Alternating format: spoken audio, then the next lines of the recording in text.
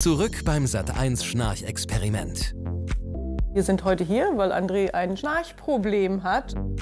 Er schnarcht so fürchterlich laut, dass eigentlich unser ganzes Dorf schon nicht schlafen kann. Was bisher geschah? Die 4 Paare haben 4 Schlafzimmer bezogen, komplett kameraüberwacht. Nur Schlafexperte Markus Kamps bleibt wach. Ja, wir haben ja unterschiedliche Arten von Schnarchern, Schnurrern und sogar 2, die vielleicht mit dem Thema Schlafapnoe, Atemaussetzer zu tun haben. Und wir achten jetzt so ein bisschen auf die Lage, wir achten so ein bisschen auf die jeweiligen Typen. Und der eine bekommt eine Hilfe für die Nase, der andere vielleicht eine Hilfe für die Lagerung. Und so können wir dann schon mal aufs Schnarchen einwirken. Es sägt und schnurrt. Es röchelt und dröhnt aus allen Zimmern. Markus Kamps lauscht dem Konzert.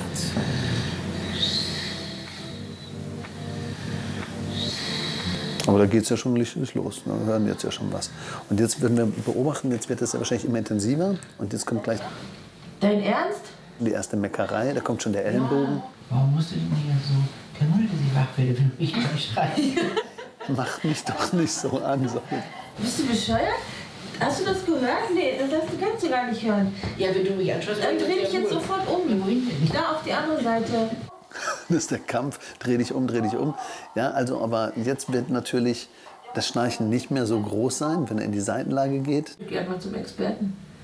Jetzt schon.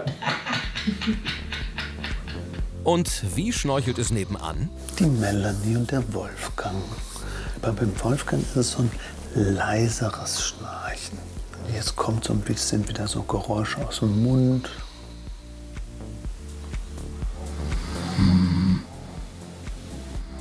André schnarcht auch schon und hat praktisch einen trockenen Mund. Und er zieht auch die Beine an. Und wenn man die Beine so anzieht, ist meistens auch eine Sache, dass man sich im Bett nicht so wohl fühlt, weil die Lendenwirbelsäule dann praktisch nicht richtig gestützt ist. Also hier hätte man einen Lagerungsansatz. Der erste Hilferuf. Hallo Martina, du arme Wurst, komm mal her. Also du hast ja schon einiges durchgemacht. Er ist ja immer still, wenn es in der Seite ist. Ja. Jetzt hat er sich wieder so einen riesen Turm gebaut, das ist aber dann auch nicht so ideal. Da habe ich jetzt eigentlich vor, dass du wirklich mal das große Kissen mitnimmst und dass es wirklich so, dass es hier aufgepumpt ist und er wirklich in der Rückenlage hier nicht liegen kann. Und dann geht er automatisch in die Seite. Ergänzend wäre natürlich jetzt für ihn gar nicht schlecht, wenn er die Nase noch ein bisschen frei macht. Also wir haben ja verschiedene Nasenhilfen. Einmal die Nasenklammer, das ist der Nasenflügelheber, der geht ganz gezielt an die Nasenflügel und macht so den vorderen Bereich der Nase offener und man kriegt besser Luft. Ich probiere mal und würde ihm das jetzt mal geben und hoffe, dass er dann einfach zur Ruhe kommt und ich dann auch und einschlafen kann. Jetzt kommt es ganz auf Martinas Überzeugungskräfte an. Da ist sie jetzt wieder. Jetzt bin ich mal gespannt. Das Kissen raus. Und dann legst du dich hier rauf. Oh, er ist sehr motiviert. So rein? Ja. Das hat er nicht reingemacht. Das ist doch bescheuert, wir sollen das doch ankriegen. Wie so ein Zuchtochse gegen die Hütchen.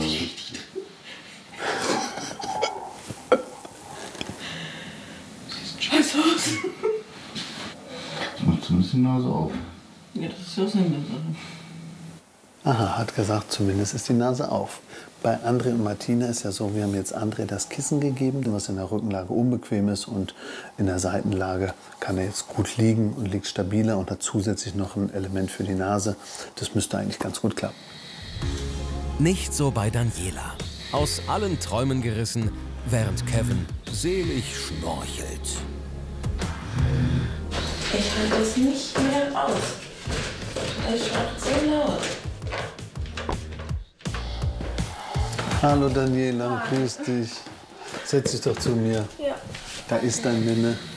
Ja, niedlich. Du hast ja auch schon richtig reagiert, aber das ist jetzt ja schon gar nicht mehr normales Schnarchen. Also die Idee wäre jetzt zum Beispiel, dass du gleich einen Nasenzapfen mitnimmst und den dann praktisch in die Nase reinfummelst. Aber mach ihn bitte wach, sonst schlägt er um sich. Also der Nasenzapfen, der wird tiefer in die Nase eingeführt und öffnet im hinteren Bereich die Nase und ich bekomme besser Luft und muss weniger durch den Mund atmen. Und gleichzeitig versuchen wir jetzt einfach den Mund zuzuhalten und versuchen mit der Kinnbandage, dass praktisch der Mund zu bleibt, weil dann versucht er auch durch die Nase zu atmen und dann muss die Nase natürlich frei sein. Kevin ist aber derjenige, der hier wirklich schon, ich sag jetzt mal, den Schnarcherrekord abgeräumt hat von den 4 Pärchen. Cool. In dem Fall dürftest du dann nachher, wenn das dann nicht hilft, auch noch mal ein zweites Mal wiederkommen. Ein zweifelhaftes Privileg. Deshalb macht Daniela kurzen Prozess. Schatzi, keiner schnarcht, nur du. Ja? Ja. Ja, aber ich... Ja. Schlaf doch. Hör auf zu diskutieren. Was muss hier unter deinem Kinn? Das bist du selber in Schuld. Was hast du davon? Ich möchte lieber das Kissen. Nee, richtig in die Kinn und jetzt ordentlich ziehen. Wie soll ich denn so schlafen? Das ist nicht mein Problem, das Beste kommt ja noch gleich. Ich glaube, mit der Bandage müsste ich noch mal gucken, damit das dann wirklich zumindest auch einen Effekt hat. Oder vielleicht, um Schlimmeres zu verhindern. So, und jetzt kommt das Allerbeste. Das muss ich vorher einmal anlecken, dann kommt es in deine Nase. Was ist das denn? Ja, für deine Nase, damit du nicht die Nase atmest. Stich zusammen. Glaubst du, ich bin hier, um da 10-mal runterzulaufen? Ja, du sagst das so. Die Bandage passt nicht. Setz dich noch mal hin. Ja. Ein Kams für alle Fälle, mitten in der Nacht. Ich möchte jetzt gerne schlafen, Schatz, ja? Nee, jetzt lass mich weiter schlafen. Und von nichts und niemandem wach gemacht werden wollen. Ja. Ilona und Thomas. Um auf Nummer sicher zu gehen, würde ich jetzt einfach noch mal versuchen, dass er die Seitenlage auch behält. Dazu nehme ich eine Weste mit. Und gleichzeitig werde ich ihn aber bitten, noch mal ein bisschen ein Spray zu nehmen, um den Rachen noch mal ein bisschen straffer zu machen. Markus Kams hat entdeckt, dass sich Thomas im Schlaf immer wieder auf den Rücken oder Bauch wälzt. Ein Hauptgrund für das Schnarchen. Dagegen hilft die Weste mit ihrem eingearbeiteten Schaumstoffkeil am Rücken. Hierauf ist die Rückenlage unmöglich. Jetzt vorne schön. Ja, also das nochmal. Eukalyptusspray für den Rachen.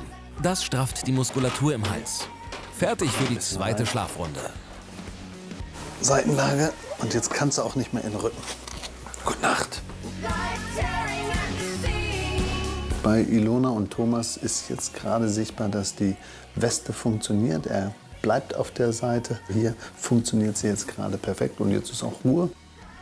Bei André und Martina, das Kissen hat ihn so ein bisschen mehr in die Seite gebracht und hat auch einen etwas anderen Winkel. Wir haben aber auf jeden Fall Ruhe im Zimmer. Nicht so für Daniela.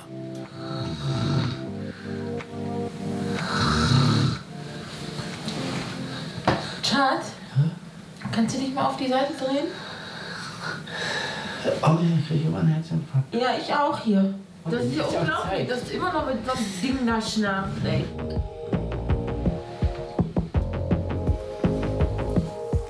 Och, Hallo. Immer noch. Ja, ja. Guck mal her. Ja, das habe ich gesehen. Und der kippt jetzt auch so ein bisschen im Bauch. Und eigentlich müssen wir ihn ja in die Seitenlage kriegen. Da kriegt er jetzt praktisch eine Röhre in den Rücken. Und dann kommt er auf jeden Fall nicht mehr in die Rückenlage. Hast du denn den Eindruck gehabt, dass jetzt die Bandage ein bisschen geholfen hat? Nee, also einen Unterschied habe ich leider gar nicht gemerkt. Es fing auch direkt wieder sofort an. Dann würde ich sagen, kriegt er das T-Shirt an. Und wir nehmen dann nochmal, riech mal, nochmal ätherische Öle für den Hals. Bei Kevin versagt vielleicht die Kinnbandage, aber nie der Humor. Ich war ein zweites Mal unten. Warum? Weil du nur am Schnarchen bist, trotz deines Hilfsmittels. Er lacht sich toll. Oh nein. Du darfst dein komisches Ding da abmachen. Ja? Ja. Ich hilft nichts. Ne? Das Schlaf-T-Shirt, damit du dich nicht auf den Rücken legen kannst.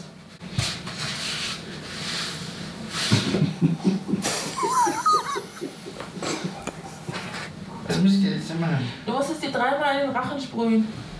Mit Brille, das ist total wichtig.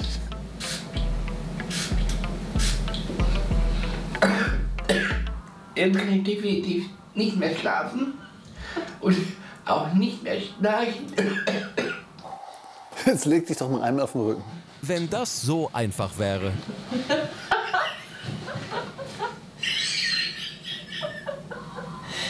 Ja, ich probier's mal rechts. Ich probier's mal rechts. Aua. Gute Nacht. Gute Nacht, John Boy. Wie haben die praktischen Hilfsmittel des Schlafcoaches gewirkt? Haben sie für Erleichterung gesorgt? Hatte aber das Kissen und zusätzlich so einen Nasenring, den ich mir in die Nase geschoben habe, der sehr gut war, der wirklich geholfen hat. Ich habe wesentlich besser Luft bekommen. Es hat was gebracht. Also das Kissen auch, das war für mich gutes Hilfsmittel gewesen. Diese Maske, wo der Mund nicht mehr aufklappen soll, das hat leider nicht wirklich viel gebracht. Es war schon ein sehr beklemmendes Gefühl im Gesicht, ja. Die Rückenweste, die war schon gut, erfüllt den Zweck, dass man nicht auf dem Rücken liegt. Und zusammen mit diesem Eukalyptus-Spray war ich dann auch wieder schnell eingeschlafen und habe von nichts mitbekommen. Ich würde sagen, er hat nicht mehr extrem laut geschnarcht, sondern vielleicht angenehm geschnurrt. Kleine Hilfsmittel, große Veränderungen.